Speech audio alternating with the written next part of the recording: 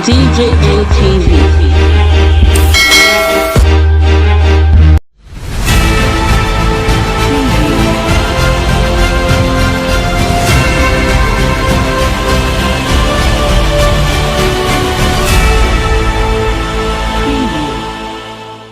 Nigerian Senate holds public hearing on Nigeria's 1999 constitutional amendment across Nigeria. Plus, Nigeria gets new Chief of Army Staff. Hi guys, good morning to you, good afternoon to you, and good evening to you, depending on your location. This is DJM Daily News Update, where you get latest daily news updates from around the world. Now let's go to the main news.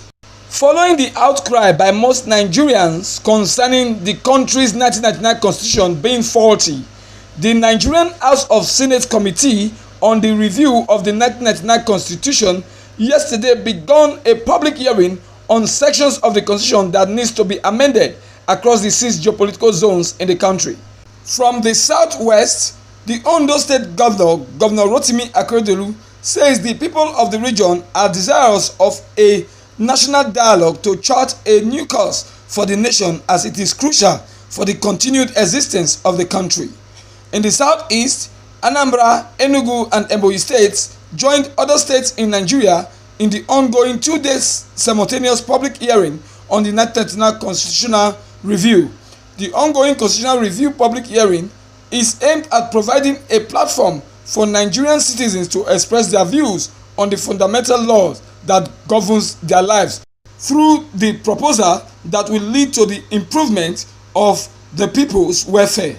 The constitutional review is geared towards addressing topical issues bordering on the Nigerian nation, including judicial and electoral reforms, local government autonomy, and devolution of powers.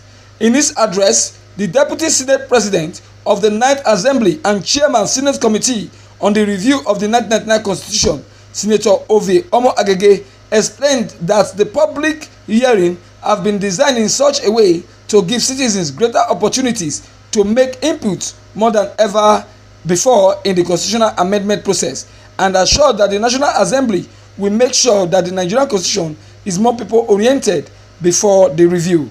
The Deputy Senate President, who was represented by the former Deputy Senate President and incumbent senator representing Enugu West Senatorial District at the National Assembly, Senator Ike Ekweremadu, commended the people of the 3 states for their active participation in the ongoing nationwide exercise.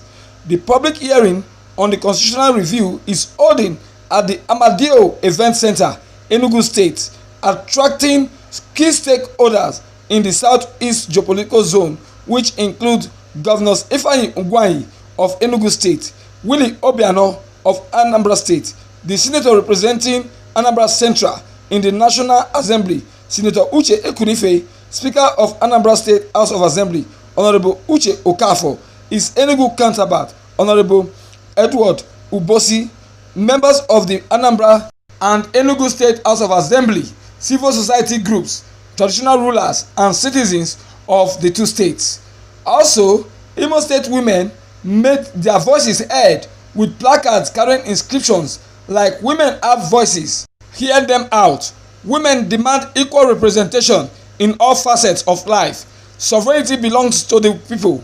Similarly, a group of women from Plateau, Nasarawa and Benue State, under the auspices of the Women Political Participation Technical Working Group WPPTWG, have called for the creation of 37 more senator and 72 more House of Representative seats for women to exclusively occupy in the National Assembly. The women group also stated that it supports the proposed amendment of the Constitution and called for a special place for women in governance. The group made its position known while submitting a memorandum to the Senate Committee for the Review of the 1999 Constitution at the North Central Public Hearing in Jos, the Plateau State capital. From the South-South, the South-South geopolitical zones has demanded decentralization of power, resource control, and the creation of additional states in the region. This was made known at the ongoing public hearing in the amendment of the 1999 Constitution. The hearing, organized for Rivers, Akwa Ibom and Cross River State by the Senate Ad Hoc Committee on the Amendment of the Constitution, chaired by Senator George Sikibo, saw stakeholders from the different ethnic nationalities, including the Pentecostal Fellowship of Nigeria and the Ecuador People's Congress (IPC), who were at the Port Harcourt venue of the event to submit their memoranda. Speaking, the host governor, Governor Nyesom Wike, while declaring the hearing open, reiterated the urgent need for the amendment to produce a people's constitution that would guarantee devolution of powers, fiscal federalism, creation of state police, and strengthening the electoral system. He said the amendment must allow states to create and sustain local government councils and ensure the reduction of the cost of governance at both federal and state levels. The Rivers State Governor, represented by his deputy, Mr. Ipalabo Bonigo, said in his words, although this is the third time the National Assembly is embarking on this exercise without successfully producing a constitution that will satisfy the generality of Nigerians, the Rivers State government, however, welcomes the exercise. A better constitution can only be possible if the exercise is approached and carried out with sincerity of purpose and the commitment to correct the fundamental challenges that have caused deep cracks to the foundation of our country and threatening to tear our dear nation into pieces. It is only the blind that may not see that Nigeria is headed for a dangerous precipice unless something drastic and urgent is done to correct the identified flaws in our constitution and its nature of the federal system that has been foisted on this country. What Nigerians need is a constitution that approximates the collective aspirations of all Nigerians to live in a country that is free, fair, and just to all component parts. Nigerians need a constitution that will give them a true sense of belonging, secure and advance their well-being, and enable their children to aspire to actualize their potential for any office without discrimination. No one is deceived that the present constitution alienates minority societies, justifies the provocative expropriation of the people's resources, and give greater resources to a glutinous federal government to the detriment of the states. There is no way ordinary Nigerians can strive and prosper under a constitution that overburdens a nebulous federal government with too many socio-economic tasks and responsibilities beyond capacity and competence.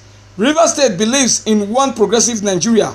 We believe in the unity and indivisibility of this country, and therefore will not support any move by any persons or groups to dismember and divide the country, Governor Wike said at the public hearing for the review of the 1999 Constitution for amendment. Meanwhile, President Muhammadu Buhari has appointed a new Chief of Army Staff (COAS) in the person of Major General Farouk Yahaya.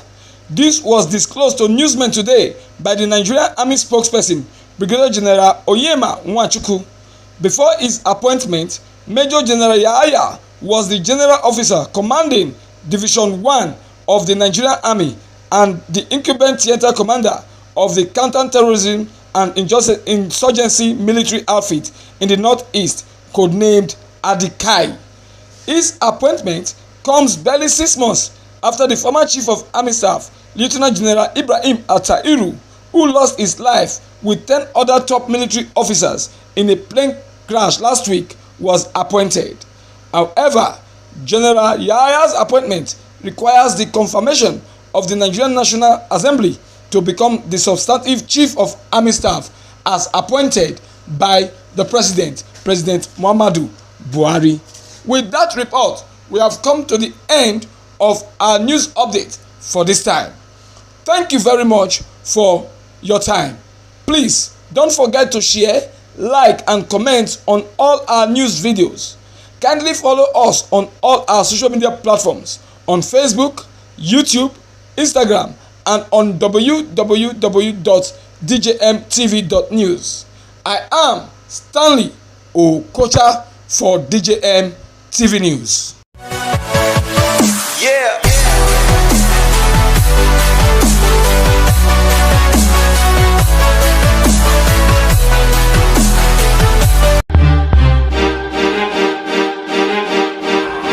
DJ LTV.